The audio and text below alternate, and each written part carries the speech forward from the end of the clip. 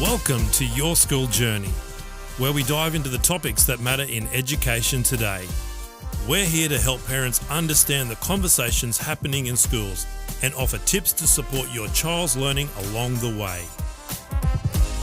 Today we're joined by Dan Brown, the principal of Emmanuel College on the Gold Coast. It's great to have you here, Dan. Welcome. Thank you, Mel. It's a delight to spend some time with you. Thanks for the invitation. So you have just been on an incredible trip up to the Northern Territory, and we'd love to hear about your experience up there. We're doing this podcast on how experiences build character. And because you've just recently come back, you went up with some Year 10 students and their teachers. I guess my first question is, why do you think schools should focus on character development? I think for me, character is about shaping young people for who they are becoming, and then ultimately who they will be beyond the walls of school in their lives as professionals, as members of families, leaders of families, and just good citizens of our country and our world. So for me, character is just so fundamental. It's the essence of who a person is and what they are, and so anything that we can do in our schools and in our programs to promote those experiences and opportunities to shape character, to develop young people and provide them with a broad range of experiences it's just so essential. That is awesome. And I imagine this experience to the Northern Territory has done just that. And I read about it. You did 2 years of planning towards this, and that's a lot of work. So what kind of activity goes into preparing for something that will shape character in young people? It has been a tremendous effort to bring this trip together, particularly as principal of the school. My wife said to me, "You're the principal of the school. Why are you doing this?" And for me, the answer is really simple, because it's about our kids. Yep. And it's about shaping and establishing a really important experience that was going to be at a really critical time, Year 10, but also an experience that was just like no other. Yep. An experience that is just going to be so significant that was going to shape them. And so that was my passion that I sort of brought to it. The 2 years, and I guess getting to the why, of why the Northern Territory. A lot of people say there's lots of places you can go to visit, lots of places you can go to build character. In my previous school in Melbourne, we made a connection with a wonderful man, Scott O'Brien. And like most people in the Territory, he's got a nickname. He's called Ringer. And so at my previous school, we connected and partnered with Ringer and his business Overland Oz, and we ran this experience to Central Australia in Year 9, for Year 9 students. And we had 38 students that went, because in my school, all the Year 9s went on some form of experience. So there was some overseas, there was some local, and there was this Central Australia one. Yep. The kids loved it so much, and I just saw the impact. I didn't go. So I just haven't been on the experience, but I heard so much about it. The kids actually came to us and said, "We want to go back. We want to go back." And so we ran a different experience for them, but also to the Territory in Year 11, and 37 of the 38 kids went back. Wow. And there just could be no other testament to an experience and how impactful it was than to have. And the one student who didn't go, he couldn't go for medical reasons. It was so sad. He wanted to go. So we would have had 38 out of 38. Wow. So for me, I just knew, even though I hadn't been, I'd met Ringer a number of times, I just knew that this experience in true Northern Territory language was true blue. Wow. And so I had to do it. And so initially I thought Year 9, but I'm so glad that we've put it into Year 10, because I think just that maturity and age and opportunity is the right spot. Yep. And of course, lots of steps and stages. My beautiful personal assistant, Elaine, the trip wouldn't have happened without her. So it wasn't all my doing, and the other staff that came together to make it possible.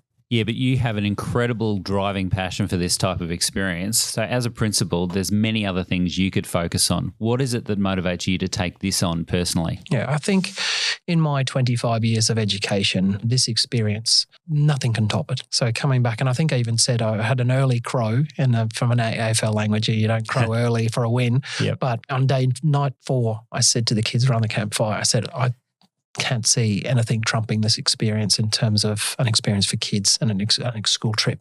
And I haven't changed my position on it. But I think for me, I just see the value in the immersive learning. So I think the key here across all our many schools in the country is the things that we do, and we take kids out of their normal environment and we immerse them into an experience and environment, we see tremendous growth and tremendous reflection, and how they and their character and how they start to shape their thinking, reflect, and change and adapt. I think that's the key, is these immersive experiences. And so this one I just knew was going to be superb for all those reasons. Wow. But a couple of other things that are unique to Emmanuel College that we bring to these sorts of experiences, but also some of the decisions that we made. Like, for example, no phones. Yep. We didn't allow students to bring phones on the trip. So certain things like that made it unique to bring that purpose and that impact for every single child. Could you tell me a little bit more? I was very curious about this, a little bit more about what impact that actually had on the trip? Well, there's two things that I realised on the trip. First of all, the impact of technology addiction and the impact of sugar. Yep. Because there were some kids that you could just see day 2, day 3, where that impact of their phone and their device and their connection to the technological world, to the social world, was impacting. But that actually, kids adapted really quickly. And I guess what impressed me the most was we have a very intentional reflection time around the fire every night. In fact, we had a fire every night except for the last night because we were in a caravan park. And you bring kids around the bush TV and, it takes away that awkwardness of having to talk to someone face to face. But the fact that they can look into that fire and just talk. But very quickly, the students were talking about, I'm so glad I didn't bring my phone, or I'm not missing my phone, or in fact, what I've seen already is how my phone was impacting me in terms of my focus, but particularly connection, human connection. And they just saw that focus in and around being able to just be present.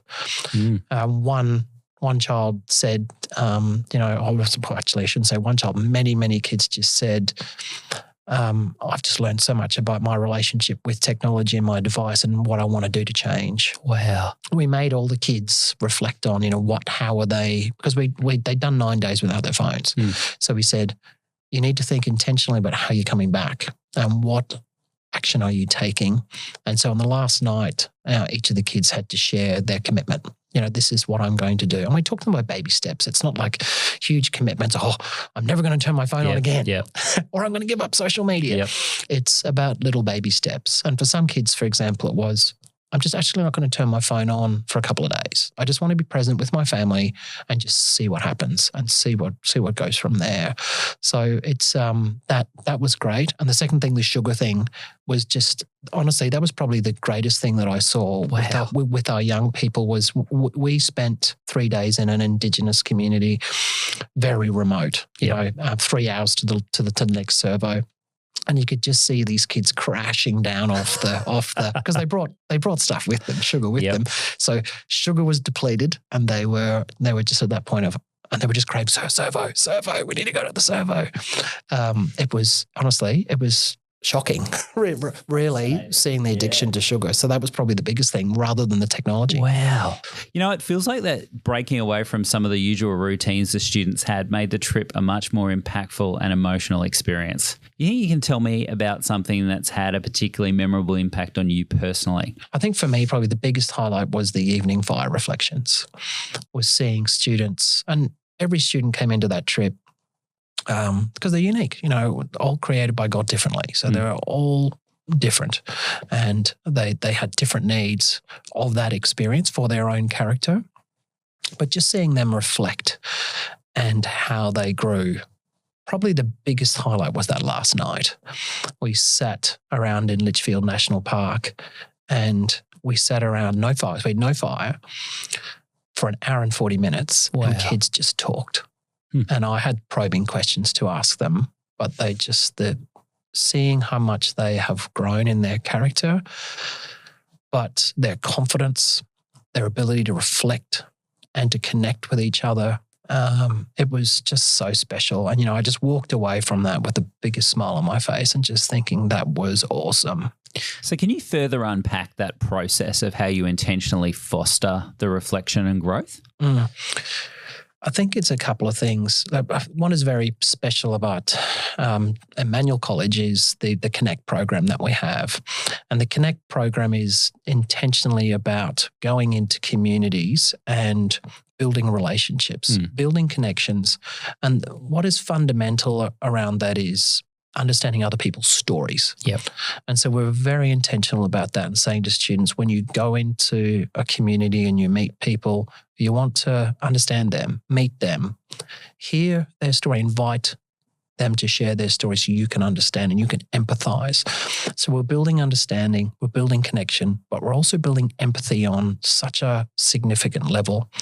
And that's pretty hard for young people because you're going into community and people you don't know, you're 15 years old and you're so used to technology as a way of engaging, let alone interpersonal human contact, let alone people you don't know in a space you don't know in a totally different landscape. But kids are so good at it. Yeah. I'll give you an example. When we went into the Meeking Valley, when we arrived in the community, because we did 3 days of community service there, we built an orchard for that community. And when we arrived there, the community went there. So they were out hunting. Wow. And so it was very ghost-like and it was really eerie. And then later that afternoon, the members of the community came back and with their kids. And then it was that funny, awkward moment where you've got kids on one end, their kids on one end, our kids on the other end. And then you saw them just look at each other. And then one of the kids just kicked a footy over to the to the community kids. And then it was just all on, talking, games, laughing. And that was it. Wow. Kids are great at connection. I think they just need to be given the opportunity and reminded how important it is. I couldn't agree more.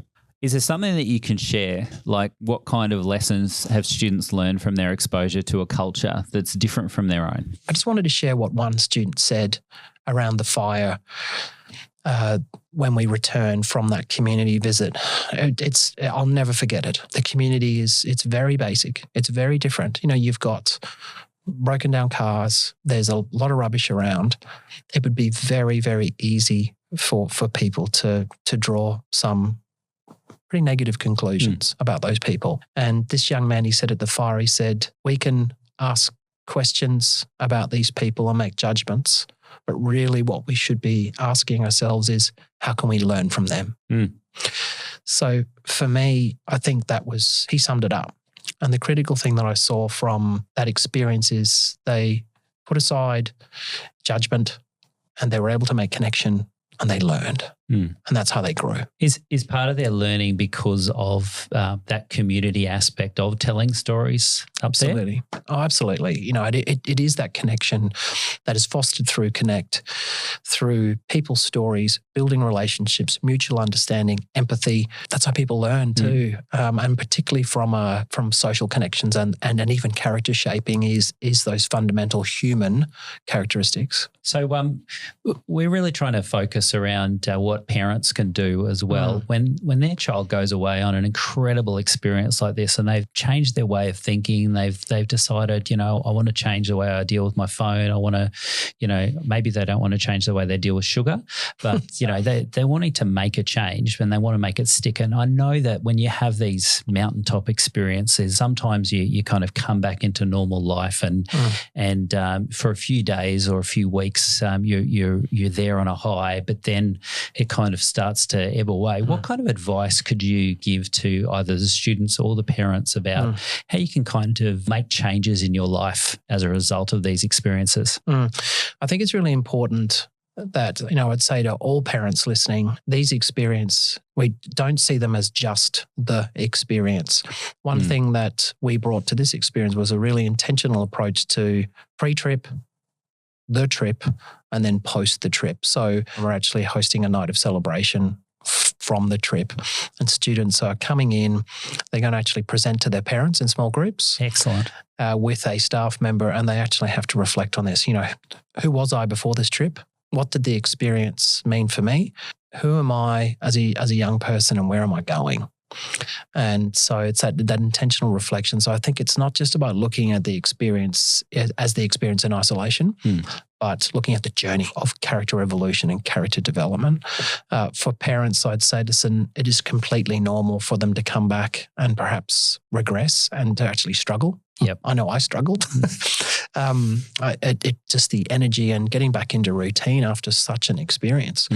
So it's just getting alongside your child and just talking about the experience and the memories, but also the journey, and where you're heading and what's important. I'd also say to parents, looking at some of these experiences, we think, is my child up for this? I know a number of parents who just booked their kids in and just said, you're going, because otherwise, you wouldn't do it. And some of those kids actually had the greatest growth. Yep. I think it's just about supporting your kids into the experience, getting alongside them and just and talking with them about it, both before, during, obviously you won't be there during, but and then post the experience. So if you, there might be people listening now that are thinking, hey, my school doesn't do anything like that. What advice would you give to those parents if they were, say, I don't know, wanting to lobby their schools to say, hey, you've got to do one of these kind of experiences? I might get in trouble with a few principals if I put a few things out. I think it comes back to immersion. So it doesn't have to be a Northern Territory experience like we've done. That's just the path that we've chosen and our Connect trips and other experiences that we have here at Emmanuel. But schools all around the country do amazing immersive experiences, and so I think it's looking for those parents. What are those experiences? Because as parents, we're really busy, and sometimes we don't always see the bigger picture and the full picture of what a school offers. Yep. So I think it comes back to partnership with your school and understanding what is offered and how you can harness those opportunities. Do you have any parting words that you would like to give people, or any next steps that you want to give them? I think I'd just say to the broader educational community, just that reinforce that importance of immersive learning and the experiences outside the classroom that can really shape our kids. The classroom is really important, don't get me wrong, but the experience of the whole child, the holistic development really comes from that variety of experiences. So as a parent, look for those opportunities for your child. They are an investment. To staff listening or teachers listening or schools listening, look at what you do. How are you spiraling these immersive experiences for your students to support them in their development? And then hopefully there's a few young people listening. I'd say to them, to students, when you see these sorts of experiences come up, go get it. Go after it. And because these experiences are the trip of a lifetime, the experience of a lifetime. I'm 47 years old, and as I said, that trip for me, I still dream about it. Wow. Some of those experiences. So it's so worth it.